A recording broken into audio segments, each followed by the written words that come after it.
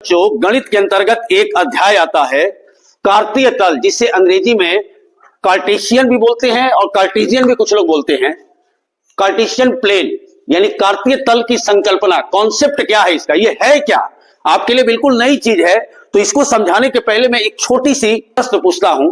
जैसे हम कहें कि बताओ बेटा रोटी क्या है, किसी बच्चे ने बता दिया कि गेहूं के आटे से बना हुआ खाद्य पदार्थ है, मान ले, तो ये कुछ हद तक तो सही है, लेकिन पूरा सही नहीं है। क्यों नहीं सही है? क्योंकि मकई के आटे की भी रोटी बनती है, रागी के आटे की भी रोटी बनती है, इसलिए पूरा पूरा ये सवाल सही नहीं है कि रोटी केवल गेहूं के आटे की बनती है।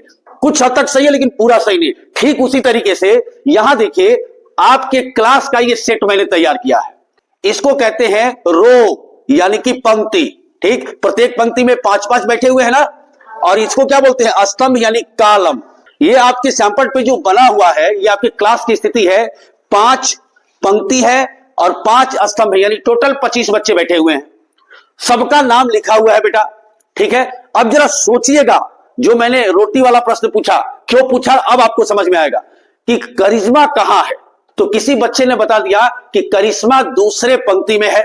भाई कुछ हद तक तो सही है, लेकिन एक बच्चे ने क्या कहा, सर विकास भी तो दूसरे में है, सुमन भी दूसरे में है, ये भी है, ये भी, यानी दूसरे पंक्ति में करिश्मा है। ये कुछ हद तक तो सही है, लेकिन पूरा पूरा सही नहीं है। जैसे गेहूं के आटे की रोटी पूरी पूरी सही नहीं थी, उसी तरह ही आपका जवाब भी सही नहीं है।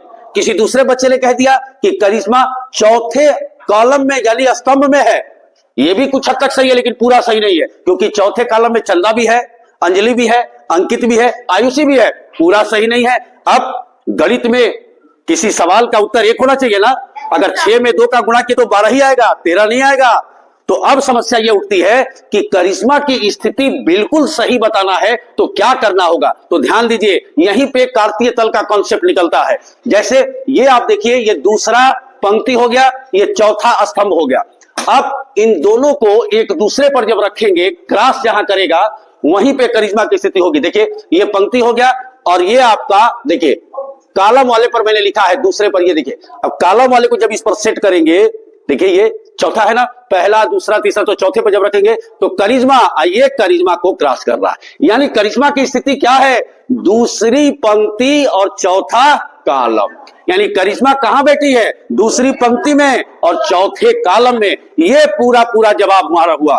और यहीं पर इसी कॉन्सेप्ट से जन्म हुआ कार्तीय तल का। और एक फ्रांस के गणितज्ञ थे देकार्ते, ठीक, इन्हीं के नाम पर कार्तीय तल इसका नाम पड़ा। कार्तीय तल का मतलब क्या हुआ, 2 लंबवत रेखाएं, एक ऐसे हो एक ऐसे हो, दोनों लंबवत रेखाओं को जब एक दूसरे पर, जैसे ये देखो संख्या, एक संख्या की ये रेखा, एक संख्या की ये रेखा, दोनों लंबवत रेखाओं को, जीरो को जब मिलाएंगे आप, तो ये आपका ऐसे हमारा कार्तीय तल बनेगा।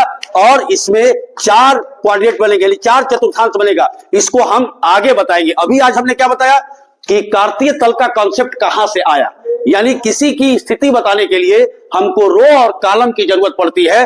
और तब किसी पन्ने पर ये 2 लंबवत रेखाओं को एक दूसरे पर क्रॉस करेंगे तो ये आपका 4 हिस्सा बनेगा। इसकी डिस्कशन अगली कक्षा में करेंगे। समझ में आई बात?